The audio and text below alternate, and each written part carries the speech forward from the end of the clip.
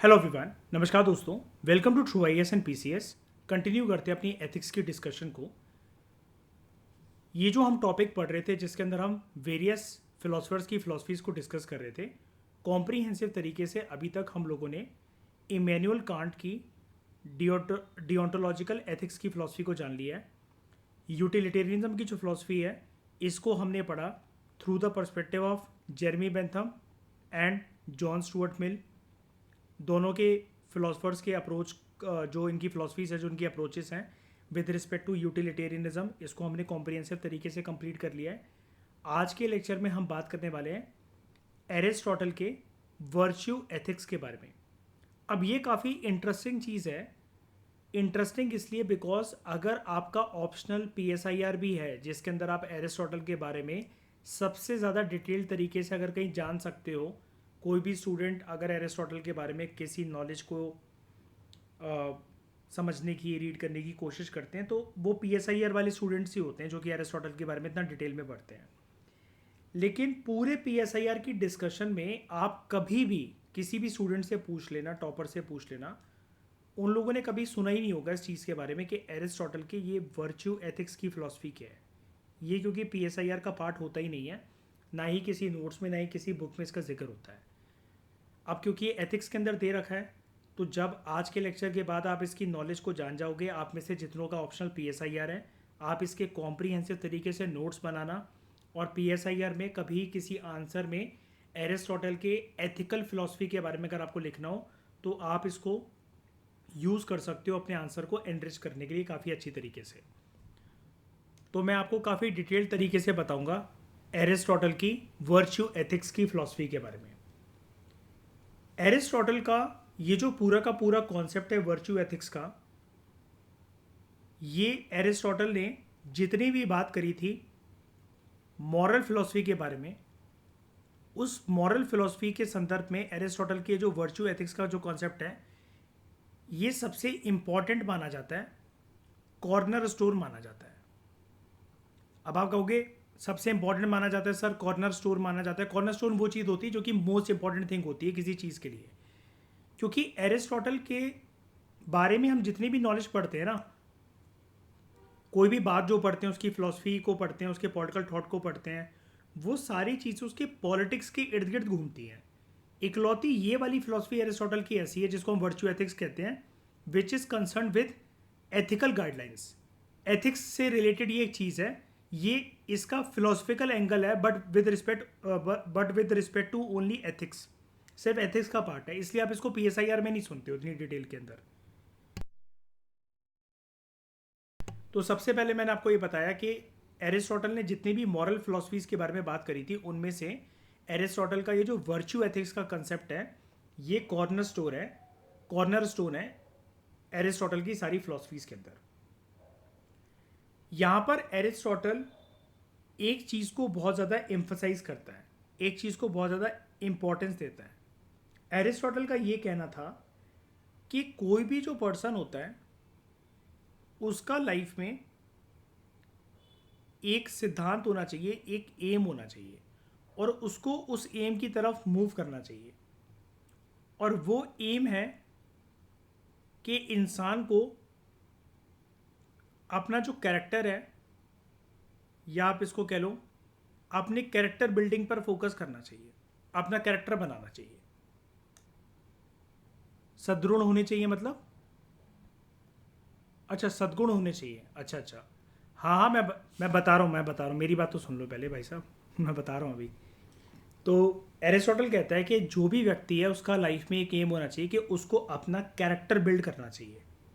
अब इसी character building की दिशा में एरिस्टोटल कहता है, इस चीज़ को डिकोड करते हुए हमें बताता है अपने इस वर्च्यू एथिक्स के कॉन्सेप्ट के अंदर, कि लोगों का जो कैरेक्टर है वो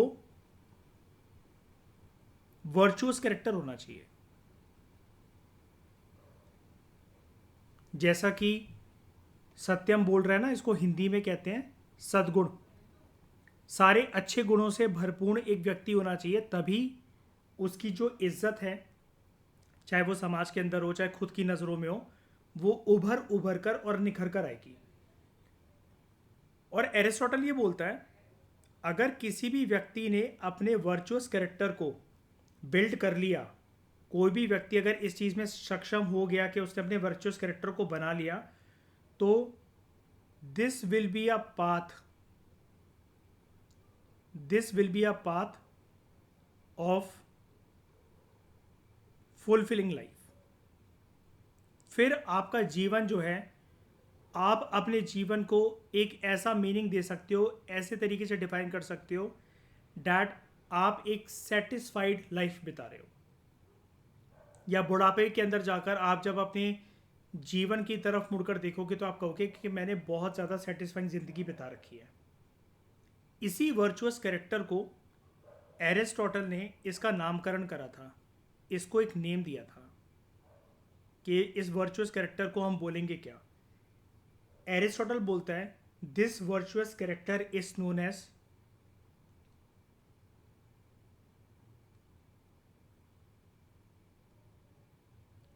यूडाइमोनिया।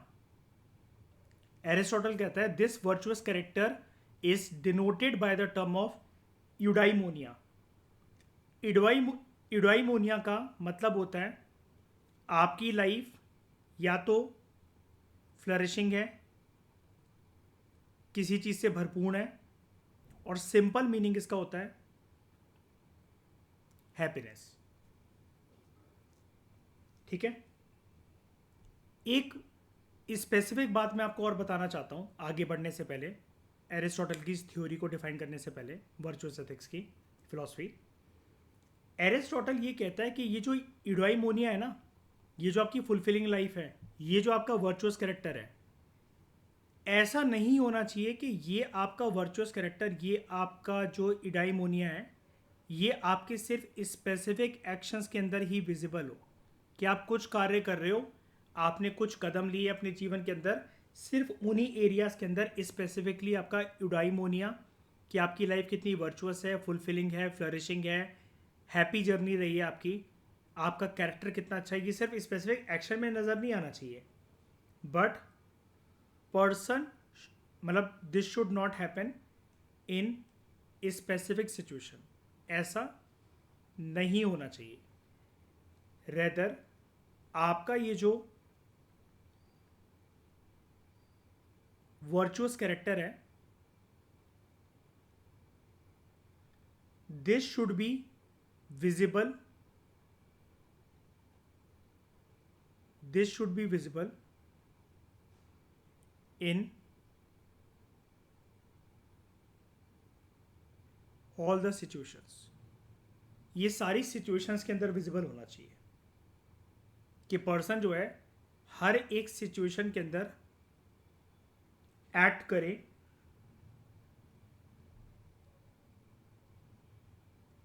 वर्चुअसली। ठीक है, अब यहां पर हम एरिस्टोटल के इस वर्चू एथिक्स के कॉन्सेप्ट को ज़रा डिटेल में डिकोड करते हैं। इसके स्पेसिफिक कैरेक्टरिस्टिक्स के बारे में दोस्तों हम बात करना स्टार्ट करते हैं। आई होप यहां तक आपको समझ में आ गया होगा। कोई दिक्कत, कोई डाउट? दिव्या, मयूर, रिया, सत्यम, जल्दी बोलो। पक्का? आगे एक बार और बता दूं? अच्छा ठीक है, बता देता हूँ। मयूर, एरिस्टोटल ने एक मॉरल फिलॉसफी दी थी वर्च्यू एथिक्स नाम की।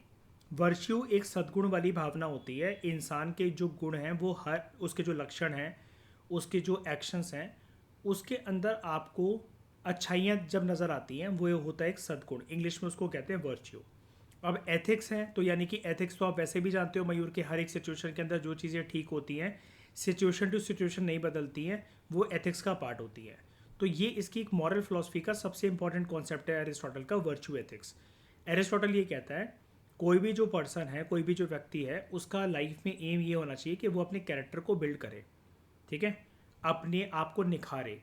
और एरिस्टोटल ये कहता है कि अब अपने आप को निखारना कैसे, मतलब मैं ऐसा क्या करूं कि जिससे कैरेक्टर मेरा बिल्ड होने लग जाए, मुझे अपने आप के ऊपर प्राउड होने लग जाए, और समाज में मुझे किसी को बोलने की ज़रूरत ना पड़े, पूछने की ज़रूरत ना पड़े कि बताओ यार मैं कैसा हूँ, बताओ तुम्हें मेरा व्यवहार कैसा लगता है, बताओ मेरे एक्शंस तुम्हें कैसे लगते हैं, बताओ मैं तुम्हें एज अ पर्सन कैसा लगता हूँ। तो एरिस्टोटल इस चीज़ को डिकोड करता हुआ कहता है कि आपका मकसद जो कैरेक्टर बिल्डिंग का होना चाहिए वो होना चाहिए अपने कैरेक्टर को वर्चुअस कैरेक्टर बनाने का। एरिस्टोटल कहता है कि किसी ने अगर अपने कैरेक्टर के अंदर सारे के सारे सद्गुण अगर भर लिए जीवन के अंदर, तो ये आपको एक ऐसा रास्ता देगा जिससे आप अपने जीवन को इस मोड़ पर लेकर जा सकते हो कि आप एक फुलफिलिंग लाइफ, एक सेटिस्फैक्ट्री लाइफ बिता सकते हो। आपको अपने जीवन से कोई भी कंप्लेंट नहीं होगी। आप हमेशा हर एक सिचुएशन के अंदर एक सेटिस्फाइड व्यक्ति रहोगे। आप ना, आपको कल का डर नहीं होगा और पास्ट का गिल्ट नहीं होगा।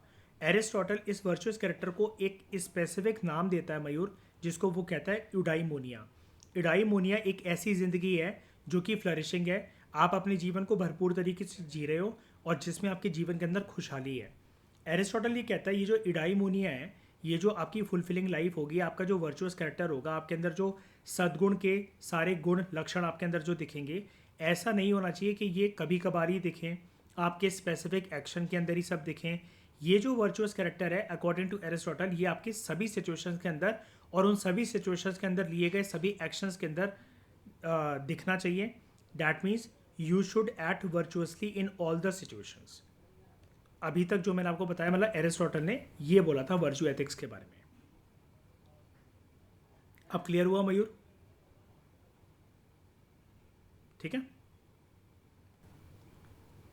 अब जैसा कि दोस्तों मैंने आपको कहा, हम डिटेल्ड तरीके से डिकोड करते हैं एरिस्टोटल के कुछ वर्चू एथिक्स के कॉन्सेप्ट्स को, कुछ उसके स्पेसिफिक कैरेक्टरिस्टिक्स को।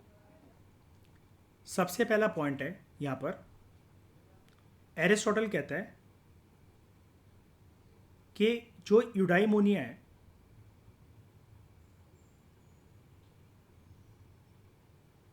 वो आपको ऐसे देखना है। यूडाइमोनिया को एरिस्टोटल कहता है एज योर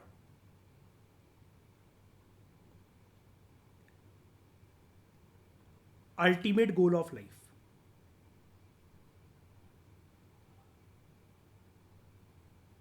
और यूडाइमोनिया समझ गए थे ना, मैंने आपको ऊपर बताया था, ऐसी लाइफ जो कि फ्लरिशिंग है, जिसके अंदर आपकी ज़िंदगी के अंदर हैप्पीनेस है। यूडाइमोनिया जो है, it is the ultimate goal of life. Aristotle ये मानता है कि हमारी ह्यूमन लाइफ का अल्टीमेट गोल यूडाइमोनिया होने चाहिए, a state of flourishing and wellbeing वाली ज़िंदगी, हैप्पी लाइफ। अब एरिस्टोटल ना यूडाइमोनिया के संदर्भ में एक दो बातें बोलता है। एरिस्टोटल कहता है कि जो यूडाइमोनिया है ना, it is not merely a pleasure or happiness। अब इसको समझो। अभी आपने पढ़ा कि यूडाइमोनिया, एरिस्टोटल बोलता है एक हैप्पीनेस वाली जिंदगी, एक फ्लरिशिंग वाली जिंदगी है। अब एरिस्टोटल बोल रहा है it is not merely pleasure और हैप्पीनेस। एरिस्टोटल ये कहता है कि मेरी बातों को समझने की कोशिश करो, मतलब मैं ये सब कुछ एरिस्टोटल के वर्ड्स बता रहा हूँ आपको। एरिस्टोटल कहता है कि मेरी बातों को समझने की कोशिश करो। जिस प्लेजर और जिस हैप्पीनेस को आप समझते हो लोगों से, वो कहता है कि जिस हैप्पीनेस और जिस प्लेजर को आप समझते हो, वो अभी तक आप हर एक सिचुएशन के अंदर टेम्पररी एंजॉय करते हो, टेम्पररी मूवमेंट के लिए, फॉर द टाइम बीइंग, कुछ क्षणों के लिए, कुछ पलों के लिए। एरिस्टोटल कहता है यूडाइमोनिया वाली ज़िंदगी इससे बहुत बड़ी है, इससे बहुत बेहतरीन है। ये आपको पल भर का प्लेजर और पल भर की हैप्पीनेस वाली ज़िंदगी की बात नहीं हो रही यहाँ पर। ये आपको पल भर का प्लेजर और पल भर की खुशी नहीं देखी है यूडाइमोनिया वाली ज़िंदगी। एरिस्टोटल कहता है कि यूडाइमोनिया के अंदर ये जो प्लेजर और ये जो हैप्पीनेस है, ये परमानेंट है। ये आपका एक ऐसा जीवन होगा, एक ऐसी लाइफ होगी जिसके लिए आप प्राउडली कह सकते हो कि मैंने एक ऐसी ज़िंदगी बिताई है विच इज़ वेल लिव्ड, मैंने इसको अच्छे से जिया है। और यहाँ पर आपकी ज़िंदगी के जो मायने होंगे, जैसा कि आप अपनी लाइफ को कैरेक्टराइज करोगे, स्पेसिफाई करोगे, आपकी ज़िंदगी के जो मायने होंगे, नुमायने होंगे, वो दो बेसिस पर चलेंगे। एक, वर्च्यू, आपके अंदर सद्गुण भरा रहेगा, और आप किसी भी चीज़ को ऐसी आंख मूंद कर मानोगे नहीं। आप हमेशा रीज़न के बेसिस पर, लॉजिक के बेसिस पर अपने जीवन को बिताओगे। किसी की बातों पर ऐसी आंख मीच कर विश्वास नहीं करने लगोगे। आप हर चीज़ का रीज़न दोगे और आपको ये पसंद आएगा कि आप हर चीज़ के पीछे रीज़न को जानो, पहचानो। अल्टीमेटली बात यही है कि आप लॉजिक के बेसिस पर अपनी ज़िंदगी को बिताओगे। दूसरी चीज़, एरिस्टोटल जो अपने इस वर्च्यू एथिक्स की फिलॉसफी के अंदर जो बात करता है, अब ये वाली बातें आपको ऐसा लग रहा होगा कि ये अगेन कुछ वार्तालाप जैसी बातें चल रही हैं, क्योंकि दोस्तों मैं आपको हज़ारों बार क्लियर कर चुका हूँ PSIR के लेक्चर में भी, एथिक्स में भी, कि जब भी फिलोसफर्स की फिलॉसफी की बात आ जाती है तो फिलोसफिकल बातें दोस्तों ऐसी ही होती हैं, जिसके ऊपर लंबी लंबी चौड़ी चौड़ी डिबेट्स एंड डिस्कशन चलती हैं, जिसके बहुत सारे पर्सपेक्टिव होते हैं। आप एरिस्टोटल की बात को काउंटर भी कर सकते हो, तो वो आपकी एक काउंटर फिलॉसफी वाली आर्ग्यूमेंट हो सकती है। लेकिन फिलोसफर्स की फिलॉसफीज ऐसे ही चलती थी पहले के ज़माने के अंदर, आज भी ऐसी चलती हैं। फिलॉसफी कोई एक सब्जेक्ट नहीं होता है, एज सच एक डिसिप्लिन माना जाता है वो, लेकिन आप अगर मान लो कि कुछ ऐसी बातों को डिफाइन करने लगो, या फिर जैसे आप दोस्तों से कभी कभार फ़ोन पर लंबी चौड़ी बातें कर जाते हो, यार लाइफ का कुछ यार समझ में ही नहीं आता, पूरा दिन ऐसे ही निकल जाता है, पता नहीं भगवान क्या चाहते हैं, मेरी लाइफ पता नहीं कहाँ जा रही है, क्या होगा मेरा क्या नहीं होगा। जब आप ऐसी बातें करने लग जाते हो ना, तो अगेन आपके अंदर जो ये विचार चल रहे हैं ये एक फिलोसफी का पार्ट होते हैं, because it is your personal philosophy. तो एरिस्टोटल यहाँ पर अपने पर्सपेक्टिव से बात कर रहा है सारी की सारी। आप उसको मानना चाहो तो मान सकते हो, अदरवाइज बहुत सारे फिलोसफर्स ने काउंटर आर्ग्यूमेंट्स भी दिए एरिस्टोटल की वेरियस फिलोसफीज के ऊपर। जैसे एरिस्टोटल खुद एक आलोचक रहा है अपने गुरु प्लेटो की फिलोसफीज के पीछे, ठीक है। उसके बाद एरिस्टोटल यहाँ पर जो दूसरी बात करता है, एरिस्टोटल कहता है कि जो वर्च्यूज़ हैं, जो आपके अंदर सद्गुण हैं, वर्च्यूज़ को आपको देखना है एज योर कैरेक्टर ट्रेट्स। आपके जो वर्च्यूज़ हैं वो आपके अंदर एक ऐसे ट्रेट्स हैं, ट्रेट्स का मतलब होता है दोस्तों क्वालिटीज़, ऐसी क्वालिटीज़ हैं आपके सद्गुण आपकी जो आपके कैरेक्टर बिल्डिंग में मदद करेंगे। एरिस्टोटल कहता है कि ये जो वर्च्यूज़ हैं, जैसा कि हम पहले भी बोल चुके हैं, ये आपके वर्च्यूज़ आपके सारे एक्शंस के अंदर विजिबल होने चाहिए, लिमिटेड एक्शंस के अंदर नहीं। अगर वो सारे एक्शंस के अंदर विजिबल होंगे तभी जाके आपकी कैरेक्टर बिल्डिंग होगी। वर्च्यूज़ जो हैं, एरिस्टोटल हमें बताता है कि इसको हम डेवलप कैसे कर सकते हैं। तो एरिस्टोटल कहता है कि अगर आपको वर्च्यूज़ को डेवलप करना है तो ऑल यू नीड इज़, आपको अपनी हैबिट में उन वर्च्यूज़ को अपनाना पड़ेगा, और इसके साथ ही अच्छे अच्छे नए नए वर्च्यूज़ को अपनाने के लिए आपको रिक्वायरमेंट है प्रैक्टिस की। और यहाँ पर एरिस्टोटल इन वर्च्यूज़ के कुछ एग्जाम्पल भी हमें देता है, और वो एग्जाम्पल हैं, ये जो वर्च्यूज़ हैं, ये जो सद्गुण हैं, एक है आपके अंदर करेज होना चाहिए, आपके अंदर जेनरोसिटी होनी चाहिए, दया भावना, अच्छी भावना, और अगर आपको न्याय जस्टिस अपने लिए पसंद है तो वो आप फिर दूसरे के लिए भी रखो, कि अगर आप चाहते हो कि आपके साथ अन्याय ना हो तो आप दूसरों के साथ भी मत करो, ठीक है। तीसरी बात जो एरिस्टोटल बोलता है अपने वर्च्यू एथिक्स के कॉन्सेप्ट के अंदर, वो है the golden mean. The golden mean,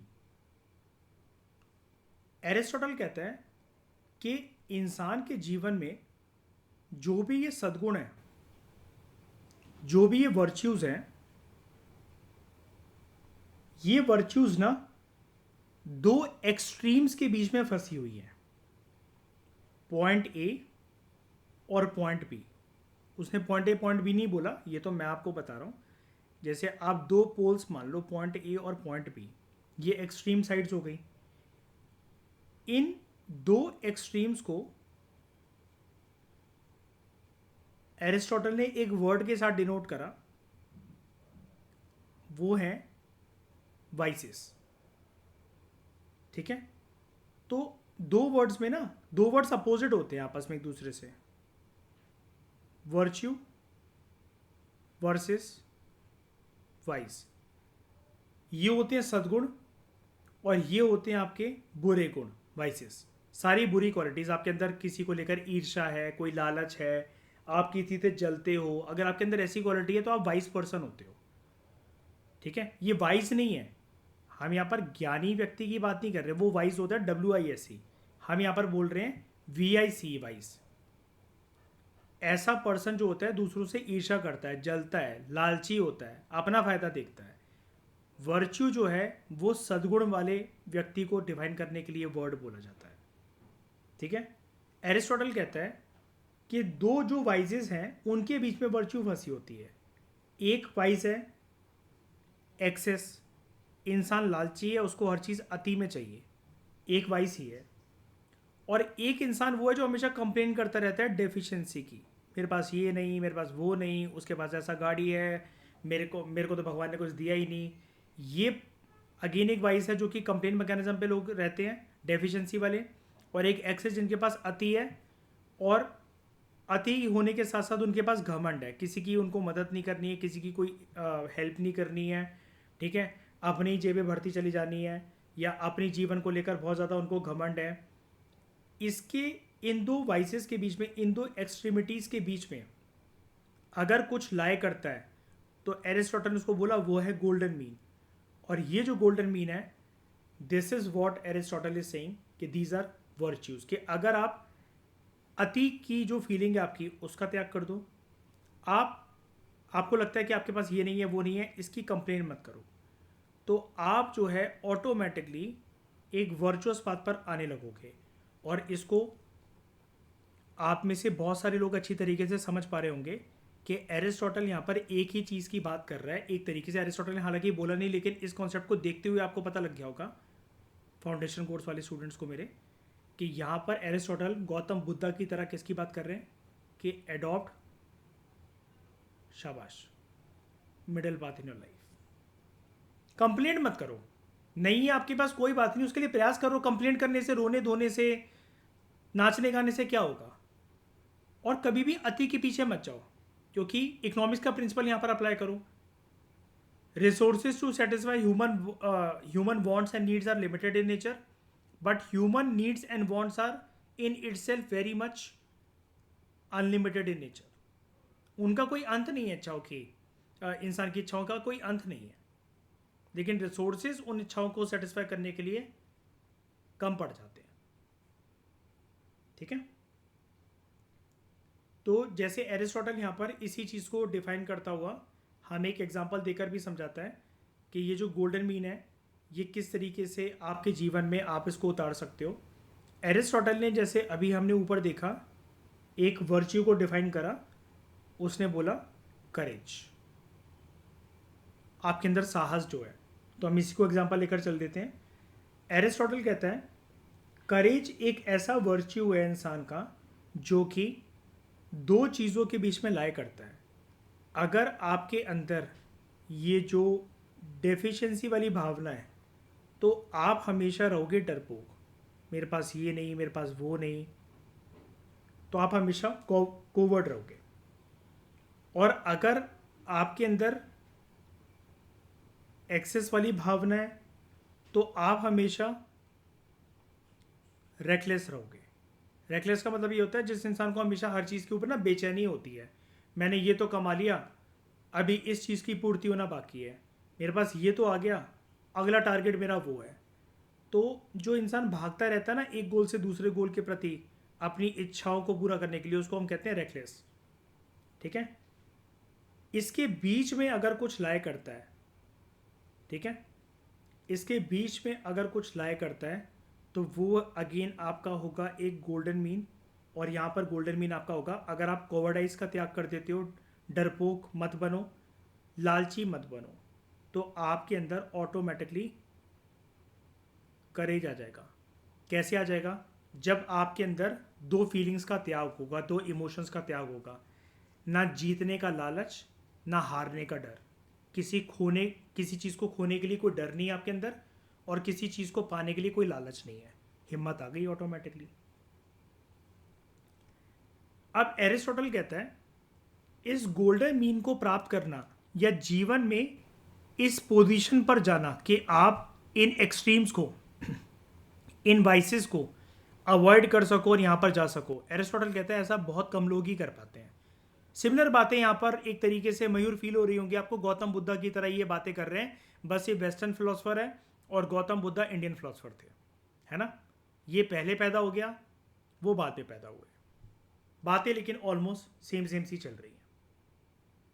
तो एरिस्टोटल ये कहता है आपको अगर जीवन में इस गोल्डन मीन की, अपने अंदर इस गोल्डन मीन की अगर खोज करनी है, if you want to find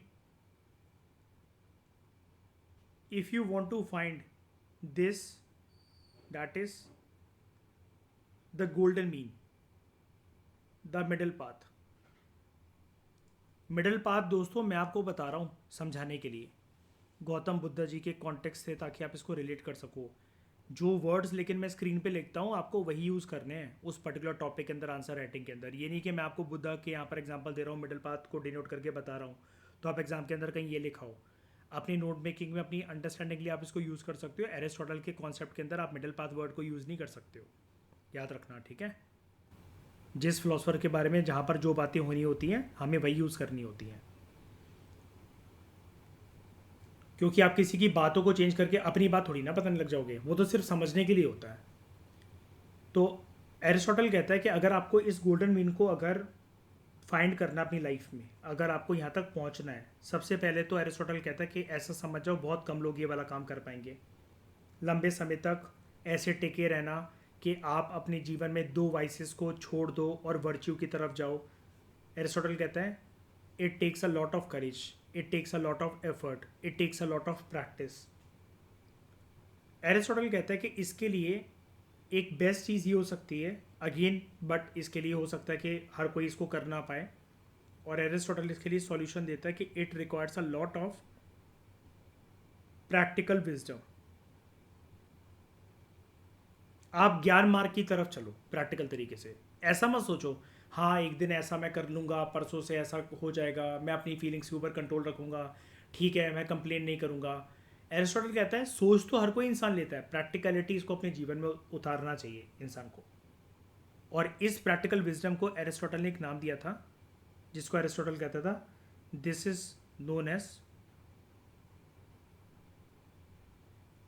phronesis. एक होती है थीसिस, थ्योरी, जो कि आप सिर्फ सोचते रहते हो मानसिक रूप से, हाँ ऐसा हो जाएगा, ऐसा मैं कर लूँगा, कोशिश करूँगा, ठीक है यूनिवर्स से मैं कंप्लेन नहीं करूँगा, मैं ओवर एक्साइटेड नहीं बनूँगा किसी चीज़ के लिए, मैं क्या कहते हैं ज़्यादा रिसोर्सेज की चाह नहीं रखूँगा। ऐसा आप अपने आप से बोल देते हो। एरिस्टोटल कहते हैं प्रैक्टिकली उतार के देखो उसको, आपको पता लगेगा ये कितना टफ है। तो एरिस्टोटल इसके लिए एक वर्ड देता है, उसको कहते हैं फ्रोनेसिस, ठीक है, ये चीज़ है। एरिस्टोटल अपने अगले कॉन्सेप्ट के अंदर इसी टर्म को डिफाइन करता है, दैट इज प्रैक्टिकल विजडम। ये उसका है एरिस्टोटल का चौथा कॉन्सेप्ट, प्रैक्टिकल विजडम, जिसके लिए एरिस्टोटल ने वर्ड दिया मैंने अभी आपको बताया, फ्रोनेसिस। एरिस्टोटल कहता है ये फ्रोनेसिस ना बेसिकली टफ क्यों है फॉलो करना, बिकॉज पहले अब आपको अपने माइंड को ट्रेन करना पड़ेगा। आपको इसके लिए सबसे पहले एक इंटेलेक्चुअल वर्च्यू जो है उसको एक तरफ करना पड़ेगा, और उसके बाद अपने माइंड को जब आपने ट्रेन कर लिया फिर आपको उसको अप्लाई भी करना पड़ेगा। क्योंकि एरिस्टोटल यहाँ पर सिर्फ मानसिक रूप से अपने मन में आपने कुछ सोच लिया यहाँ तक बात नहीं कर रहा।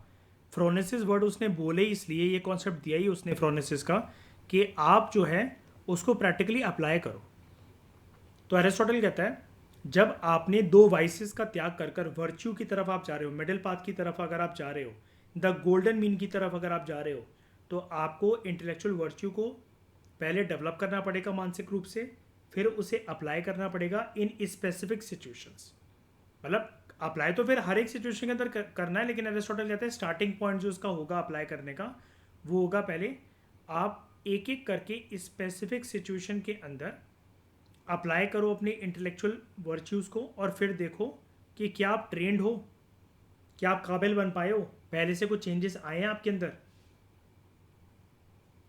तो एरिस्टोटल ये कहता है यहाँ पर ऐसा नहीं है फ्रोनेसिस के अंदर कि आप अपने लिए कुछ सिर्फ एक नॉर्मल सी रूल्स एंड रेगुलेशंस बना लो और आप अपने आप से ये बोलो कि ये मेरे कुछ सिद्धांत हैं, ये मेरे कुछ रूल्स एंड रेगुलेशंस हैं, मैं इसको फॉलो करता रहा हूँ, मैं इसको फॉलो करते रही हूँ। एरिस्टोटल ये कहता है आपको रूल्स एंड रेगुलेशंस बनाने या बनाओ, नहीं बनाने मत बनाओ अपने लिए, वो चीज़ ठीक है। एरिस्टोटल ये कहता है आपको सबसे पहले अंडरस्टैंड करना पड़ेगा अलग अलग सिचुएशंस को, कॉन्टेक्स्ट को, और उसके बाद you need to make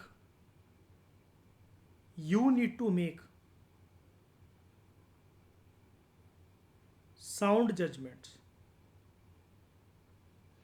good judgements. तो एरिस्टोटल ये कह रहा है, समझने की कोशिश करो, जैसे हम दोस्तों अपने लिए कुछ रूल्स एंड रेगुलेशंस बना लेते हैं। एक नॉर्मल सी बात मैं करता हूँ, देखना रूल्स एंड रेगुलेशंस के फेवर में एरिस्टोटल क्यों नहीं है, मतलब वो यहाँ पर फिक्स रूल्स एंड रेगुलेशंस की बात ही नहीं कर रहा है। एरिस्टोटल ये कह रहा है आप अपने माइंड को ट्रेंड रखो, इतना काफ़ी है। आपको अपने लिए बिल्कुल ऐसा एक ठोस पत्थर नहीं बन जाना है। जैसे दोस्तों आपने बोला कि मैं कुछ भी ना जंक फूड नहीं खाऊंगा, मैं कुछ भी जंक फूड नहीं खाऊंगी, किसी एक लड़के या लड़की ने डिसाइड करा, और आप बहुत हेल्थ कॉन्शियस फिटनेस फ्री वाले पर्सन हो, ठीक है, अच्छी बात है, आप इसको फॉलो कर रहे हो। अब मान लो कि आपके घर में कोई एक फंक्शन है, किसी की शादी है, आप तब भी इस पॉइंट के ऊपर अगर एकदम अडिग रहोगे कि नहीं यार मैंने तो कुछ खाना ही नहीं है, मैं तो सिर्फ, मेरे को तो अपना आज का दलिया चाहिए, आज का सत्तू चाहिए मेरे को अपना, मैं तो सिर्फ वेजिटेबल्स खाता हूँ, खाती हूँ। तो आप सिचुएशन को समझने की कोशिश तो करो ना। आपके लिए कोई अलग से खाना तो बनेगा नहीं, आपके लिए कोई अलग से इंतज़ाम तो होगा नहीं, एक दिन के लिए एडजस्ट करने में कौन सी बड़ी बात है। तो एरिस्टोटल बेसिकली कुछ इसी प्रकार की यहाँ पर बात कर रहे हैं कि रूल्स एंड रेगुलेशंस को अगर आपको लेकर चलना है अच्छी बात है, नहीं भी है तो इसके ऊपर ज़्यादा ना फोकस मत करो। एरिस्टोटल कहता है अपना ज़्यादातर फोकस यही रखो इसी बात के ऊपर कि पहले आप सिचुएशन को समझ जाओ और सिचुएशन के अंदर इन्वॉल्व होकर फिर आप टेस्ट करो कि आपके अंदर द गोल्डन मीन वाली जो साइकोलॉजी है, द गोल्डन मीन वाली जो आपकी जो पोजीशन है, क्या वो आप डेवलप कर पाए हो कि नहीं कर पाए हो।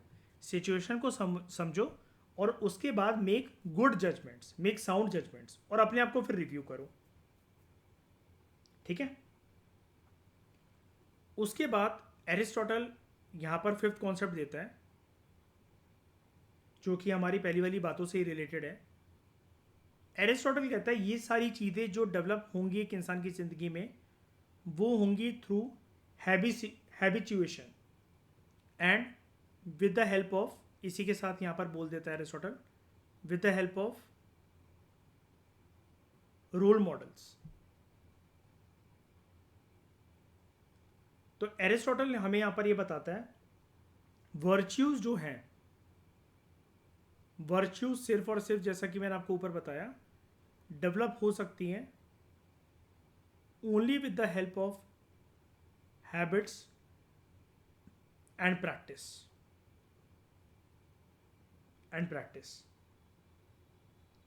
एरिस्टोटल कहता है जब आप अपनी हैबिट्स के ऊपर काम करोगे और बार बार प्रैक्टिस करते जाओगे अपने अंदर सद्गुण वाले सभी फीचर्स को, भावनाओं को लाने के लिए, रातों रात परिवर्तन नहीं आएगा आपके अंदर, ग्रेजुअल तरीके से, slowly and gradually your character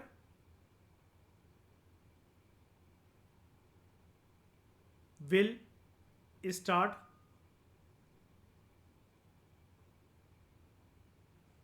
transforming. धीरे धीरे करके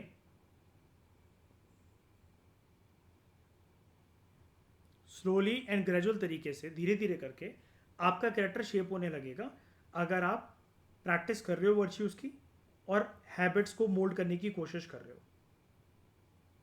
एरिस्टोटल ये कहता है कि बहुत बार ना ये चीज़ें हो सकता है कि आप खुद से ना सीख पाओ, तो यू माइट नीड सम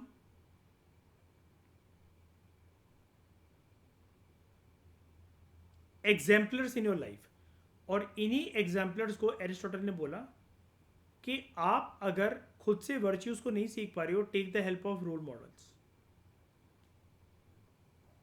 आप दूसरे लोगों से इंस्पिरेशन लो कि वो कैसे अपने वर्च्यूज को होल्ड करके रखते हैं, आप दूसरों के कैरेक्टर से कैसे इंप्रेस होते हो, वो अपने कैरेक्टर बिल्डिंग को कैसे निखारते हैं, बनाते हैं, कैसे द गोल्डन मीन को फॉलो कर रहे हैं, कैसे उनका मन नहीं ललचाता, कैसे वो दुखी नहीं होते, कैसे वो कंप्लेंट नहीं करते हैं। और एरिस्टोटल कहता है कि आप अगर खुद से through habits and practice virtue को अडॉप्ट करना सीख जाते हो, या with the help of exemplars, with the help of role models, ये बेसिकली धीरे धीरे कर कर आपके अंदर समाने लग जाएंगे। धीरे धीरे कर कर आपके अंदर ये जो ट्रांसफॉर्मेशन है आपके कैरेक्टर का, वो होने लग जाएगा। ठीक है।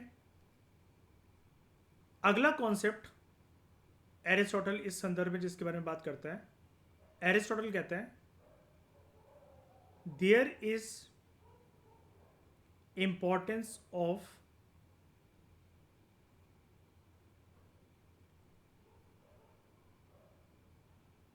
External factors. कुछ फैक्टर्स ऐसे भी होंगे आपके वर्च्यू को निखारने के लिए जो कि आपकी मानसिकता से, आपकी शरीर के बाहर काम करेंगे, लेकिन वो आपकी मानसिकता को इम्पैक्ट करेंगे। एरिस्टोटल ये कहता है बहुत सारी चीज़ें आपको जीवन में देखने को मिलेंगी, बहुत सारे टॉपिक्स आपको सुनने को मिलेंगे, topics like health, topics like wealth, topics like social connections, दोस्ती यारी, समाज के लोग। एरिस्टोटल कहता है कि आपको ये डिसाइड करना है कि आपके लिए द गोल्डन मीन कहाँ लाया करता है। आपको जैसे हेल्थ को ही देख लो, आपको क्या बिल्कुल कचड़ा खाना है या टोटल तरीके से आप हेल्थ कॉन्शियस रहना चाहते हो। अब मैंने आपको शादी वाला एग्जांपल अभी देकर बताया, तो देखो हेल्थ के लिए आप कॉन्शियस हो, अच्छी बात है, लेकिन उसके पीछे बहुत ज़्यादा अडिक्ट मत रहो कि आप शादी है और सब लोगों के लिए खाना बन रखा है, आप वहाँ पर बारातियों के बीच में ढूंढ रहे हो कि भाई मैं तो रोज़ शाम को सत्तू पीकर सोता हूँ, मैं तो रोज़ शाम को सलाद खाती हूँ, मैं तो दूध के गिलास के बिना मुझे नींद ही नहीं आती है। आप वहाँ पर ये फालतू की चीज़ें ढूंढ रहे हो जो कि मिल भी नहीं रही है आपको, और फिर आप मुंह फुलाकर बैठे हो। तो अगेन आप यहाँ पर एक्सट्रीम पोजीशन अपना रहे हो। वेल्थ, आप कंप्लेन कर रहे हो तो मेहनत करो ना वेल्थ कमाने के लिए, लेकिन आपके पास बहुत ज़्यादा वेल्थ है तो उसे जन कल्याण के अंदर लगाओ। जोड़े जा रहे हो, जोड़े जा रहे हो, जोड़े जा रहे हो, वेल्थ को घमंड आता जा रहा है आपके अंदर।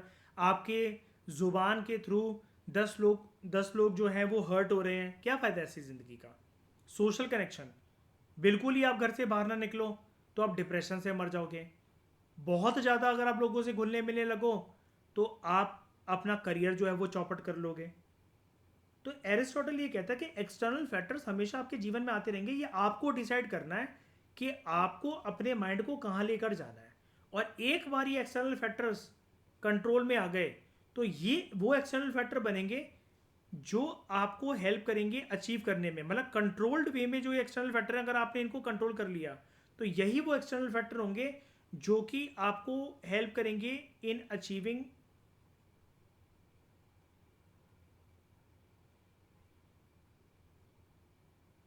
Eudaimonia.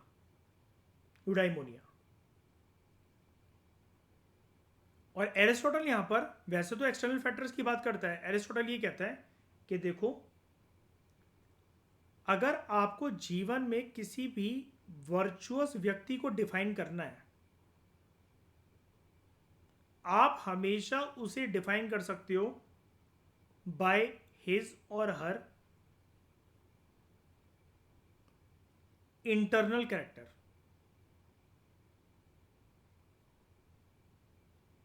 Not by external factors.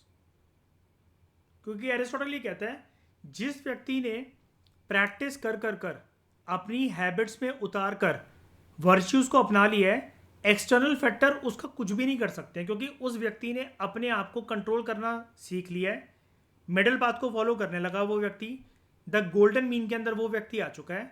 फिर सारी चीज़ें उसकी इंटरनल कैरेक्टर की रिफ्लेक्शन होंगी, एक्सटर्नल फैक्टर उसके ऊपर हावी हो ही नहीं सकते ऐसे व्यक्ति के ऊपर, धीरे धीरे कर कर। तो एरिस्टोटल ये कहता है, एक्सटर्नल फैक्टर वाला पॉइंट एरिस्टोटल ने इसलिए दिया था, इसके बारे में इसलिए बात करी थी। एरिस्टोटल ये कहता है आप बहुत बार अपने लिए रूटीन बनाओगे, रूल्स एंड रेगुलेशन बनाओगे, मैं ऐसा नहीं करूंगा, मैं ऐसी गलती नहीं करूंगा, मैं अपनी ज़बान से किसी को हर्ट नहीं करूंगा, मैं अपनी महीने का हर एक महीने की अपनी कमाई का 10% हिस्सा जन कल्याण में गरीबों के लिए लगाया करूंगा। एरिस्टोटल कहता है हम सोच तो बहुत कुछ लेते हैं, लेकिन बहुत बार एक्सटर्नल फैक्टर्स हमारे प्लान्स को चकनाचूर कर देते हैं। लेकिन एरिस्टोटल साथ में ये भी कहता है कि धीरे धीरे करके जैसे आप वर्चुअस बनने लग जाते हो, वर्च्यू की तरफ जाने लग जाओगे, जैसे जैसे आप अपने जीवन में इस गोल्डन इन एक्सट्रीम पॉइंट्स का त्याग कर इन वाइसेस का त्याग कर जैसे ही आप द गोल्डन मीन की तरफ आने लग जाओगे, मिडिल पाथ की तरफ आने लग जाओगे, ये एक्सटर्नल फैक्टर आपका कुछ भी नहीं कर सकते, क्योंकि ये एक्सटर्नल फैक्टर आपको कंट्रोल नहीं करेंगे, आप इनको कंट्रोल करोगे।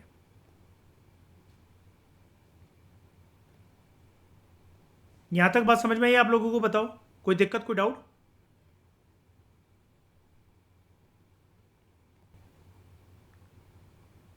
फिर दोस्तों एरिस्टोटल इन दी एंड एक ही रिपीटेड बात के बारे में बात करते हैं, जो कि इस पूरी थ्योरी का क्रक्स है, कि एरिस्टोटल जो है वो ऐसे पर्सन को वर्चुअस मानते हैं जो कि एक स्पेसिफिक सिचुएशन के अंदर अपने वर्च्यूज़ को शो ना करे। अगर वो स्पेसिफिक सिचुएशन के अंदर वो पर्सन शो कर रहा है या कर रही है अपने वर्च्यूज़ को, तो फिर वो वर्चुअस हुआ ही नहीं है अभी तक, वो लड़की वर्चुअस हुई नहीं है अभी तक, अभी टाइम है उनको वर्चुअस बनने में। हर एक एक्शन के अंदर आपके, हर एक सिचुएशन में, हर एक एक्शन जो आप लेते हो उसके अंदर आपके वर्च्यूज़ रिफ्लेक्ट होने चाहिए, तभी आप ओवरऑल एक वर्चुअस पर्सन कहलाओगे। तो एरिस्टोटल के जो वर्च्यू एथिक्स हैं, इन द कंक्लूजन हम यही कह सकते हैं कि एरिस्टोटल के जो वर्चुअस एथिक्स हैं या इसकी जो फिलॉसफी है, ये एक प्रकार से हमें फ्रेमवर्क प्रोवाइड करती है, एरिस्टोटल की ये फिलॉसफी, कि कैसे we can live a good life,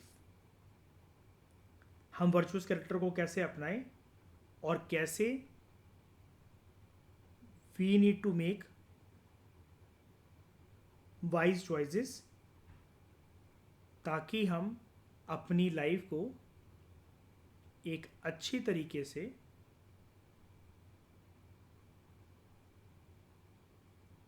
cultivate कर सकें, बना सकें, जिसको मतलब ये कल्टीवेशन वाला, लाइफ की कल्टीवेशन वाला पॉइंट अगर मैं आपको समझाऊं, जिसके लिए एरिस्टोटल ने ये सारे वर्ड्स यूज़ करे थे, सारे टर्म्स यूज़ करे थे। यूडाइमोनिया, लाइफ को फ्लरिशिंग बनाना, हैप्पी लाइफ, ठीक है, फुलफिलिंग लाइफ, और अल्टीमेटली इन सारी चीज़ों को अपनाकर आपका कैरेक्टर जो है वो बिल्ड हो सकता है।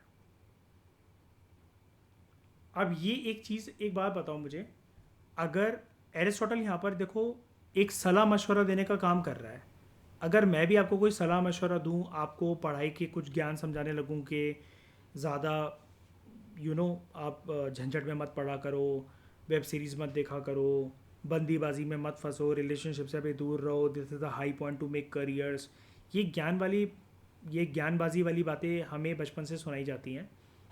कुछ लोगों को इन ज्ञान की ज़रूरत भी नहीं पड़ती है, उनको ऐसे ज्ञान को बार बार रिपीटेड मोड पे सुनने की कोई आवश्यकता नहीं है, उनकी लाइफ सेट है क्योंकि उनका रूटीन सेट है, ठीक है, वो अपनी दिशा की तरफ आगे बढ़ रहे हैं, बिकॉज चाहे वो अपनी मंजिल तक पहुँचे चाहे ना पहुँचे, लेकिन उनको 1% गिल्ट नहीं होने वाला, क्योंकि उन्होंने कुछ गलत कदम नहीं उठाए होते हैं। ये सारी बातें चाहे मैं आपसे करूँ, ज्ञान देकर आपको, एरिस्टोटल जिस प्रकार से हमें ज्ञान दे रहा है, अब ये तो पर्सन के ऊपर है ना कि पर्सन ऐसा सामने वाला व्यक्ति बनेगा कि नहीं बनेगा। तो this is something we can call it as, ये सारी बातें एरिस्टोटल की आइडियलिस्टिक हैं। लेकिन क्या आइडियलिस्टिक चीज़ें बुरी होती हैं? बिल्कुल भी नहीं। प्रैक्टिकल चीज़ों को बुरी मानता हूँ मैं, आइडियलिस्टिक चीज़ें तो बहुत अच्छी होती हैं, ये हमने PSIR में भी देखा। इसलिए एरिस्टोटल की इस वर्च्यू एथिक्स की थ्योरी को हम लोग नॉर्मेटिव एथिक्स के अंदर रखते हैं, because normative word is associated with idealism, it is associated with idealistic philosophies, idealistic बातें। तो इसी के साथ दोस्तों हमने नंबर ऑफ़ क्लासेस तो काफ़ी सारी लगाई, लेकिन ये टॉपिक काफ़ी ज़्यादा फिलोसफिकल था एथिक्स की डिस्कशन के अंदर, हद से ज़्यादा फिलोसफिकल टॉपिक था ये, एसेंस ऑफ एथिक्स। और हमने डेडिकेटेड 4-5 लेक्चर बनाए जहाँ पर मैंने आपको पहले लेक्चर के अंदर डिओन्टोलॉजी वर्ड का मतलब समझाया, डिओन्टोलॉजिकल एथिक्स वर्ड का समझाया, फिर मैंने डिओन्टोलॉजिकल एथिक्स ऑफ इमैनुअल कांट के बारे में बात करी, फिर मैंने आपको यूटिलिटेरिज्म के बारे में समझाया, फिर मैंने जेरेमी बेंथम का यूटिलिटेरिज्म का क्या फिलॉसफी है उसके बारे में बताया आपको, फिर जॉन स्टुअर्ट मिल क्या सोचता है यूटिलिटेरिज्म के बारे में, इसकी फिलॉसफी कैसे अलग है जेरेमी बेंथम से, मैंने आपको ये भी बताया। आज के लेक्चर में मैंने आपको वर्चू एथिक्स के बारे में बताया, जिसके बारे में आप एरिस्टोटल के संदर्भ में PSIR में पढ़ तो सब कुछ लोगे, लेकिन किसी भी PSIR स्टूडेंट को कभी भी किसी नोट्स में किसी क्लासेस में आके गारंटीड होता ही नहीं है, क्योंकि कहीं लिखा ही नहीं होता है। वर्च्यू एथिक्स वाली बात उसने कभी सुनी नहीं रखी होगी। तो मयूर एंड दिव्या, क्योंकि आपका ऑप्शनल PSIR है, इसको ज़रूर नोट मेकिंग करके अपने PSIR के नोट्स में ऐड कर लेना, क्योंकि ये पहली और आखिरी बार आपको सुनने को मिला है, जो कि आपके PSIR का पार्ट हो सकता है, लेकिन PSIR में कहीं आपको देखने को मिलेगा ही नहीं, ना किसी किताब के अंदर देखने को मिलेगा आपको वर्च्यू एथिक्स के बारे में। इतनी डिटेल में ये सब बातें तो गोल्डन मीन वगैरह या जो भी चीज़ें हैं ये कहीं नहीं मिलेंगी आपको, दुनिया की किसी किताब में इसका जिक्र ही नहीं है। मैंने इसको इंटरनेट से प्रिपेयर कर रखा है, ठीक है। तो ये हमारा टॉपिक कंप्लीट हुआ। अगले लेक्चर में दोस्तों हम स्टार्ट करेंगे द की टर्म्स को एसोसिएटेड विद एथिक्स। और यहाँ पर जितनी मैंने आपको 2-4 पेज ही हुए हमारे एथिक्स को स्टार्ट करे हुए, और हमें महीने से ऊपर हो गया है ना, इतने सारे लेक्चर्स बनाते हुए। मैंने आपको ये खोद खोद कर एक एक टर्म जो पढ़ाया था ना, आपको लग रहा होगा अभी तक कि एथिक्स हमारा इतना स्लो चल रहा है, ऐसे तो कभी जाकर ख़त्म होगा, और ये हमारा सिर्फ पहला ही टॉपिक तो चल रहा है सिलेबस का, एथिक्स एंड ह्यूमन इंटरफेस। लेकिन दोस्तों मेरे हर एक लेक्चर के पीछे एक इंटेंशन होता है। आप जैसे इस टॉपिक के ऊपर आओगे ना, अब मुझे आप बता दो कि आप इसमें से क्या नहीं जानते हो। क्या आपको बिलीव्स के बारे में नहीं पता, वैल्यूज़ के बारे में नहीं पता, नॉर्म्स के बारे में नहीं पता, प्रिंसिपल्स, मॉरल प्रिंसिपल्स, एथिक्स कैसे अलग है मोरालिटी से, एथिक्स एंड मोरालिटी में क्या डिफरेंस है, क्या रिलेशन है, एथिक्स के अंदर लॉज, जैसा कि मैंने सरोगेसी की बात करी थी आपसे, ठीक है, डिटर्मिनेंट्स ऑफ एथिक्स, क्या क्या चीज़ें आपकी एथिक्स को डिटरमाइन करती हैं। ये सारी चीज़ों के बारे में मैं आपको इतनी डिटेल में बता चुका हूँ कि यहाँ पर आप जो चीज़ें आप पढ़ने वाले हो वो सिर्फ ऐसा है कि फॉर्मेलिटी के तौर पर यहाँ पर लिखा हुआ है, तो फॉर्मेलिटी के तौर पर हम एक बार उसको पढ़ लेंगे, लेकिन ये सारी चीज़ें आपकी कवर हो चुकी हैं मेरे साथ काफ़ी डिटेल में, ठीक है। मैंने आपको हमेशा एक चीज़ बोली कि हमारी जो चीज़ें बनती हैं, बिलीफ सिस्टम बनता है, वो एक्सपीरियंसेस से बनता है। तो ये सारी बातें आपको यहाँ पर जो बताई जाएंगी अगले, जब हम लेक्चर को अपने स्टार्ट करेंगे, आपको कुछ भी नया लगेगा ही नहीं इसके अंदर। इसलिए पहले ही मैंने आपका बेस प्रिपेयर करवा दिया सारी टर्म्स को बताकर, सिलेबस के अंदर ही। पहले तो सबसे पहले स्टार्ट करने से पहले मैंने आपको सिलेबस को डिकोड करवाया था कि इस पेपर का नाम है एथिक्स, इंटेग्रिटी एंड एप्टीट्यूड। एक लेक्चर तो हमने इसी के ऊपर बनाया था सिर्फ, कि एथिक्स क्या है, इंटेग्रिटी क्या है एंड एप्टीट्यूड क्या है। तो ये चीज़ें आपको काम आएंगी बहुत ज़्यादा। तो इस डिस्कशन में दोस्तों फिलहाल इतना ही। Thank you very much for discussion.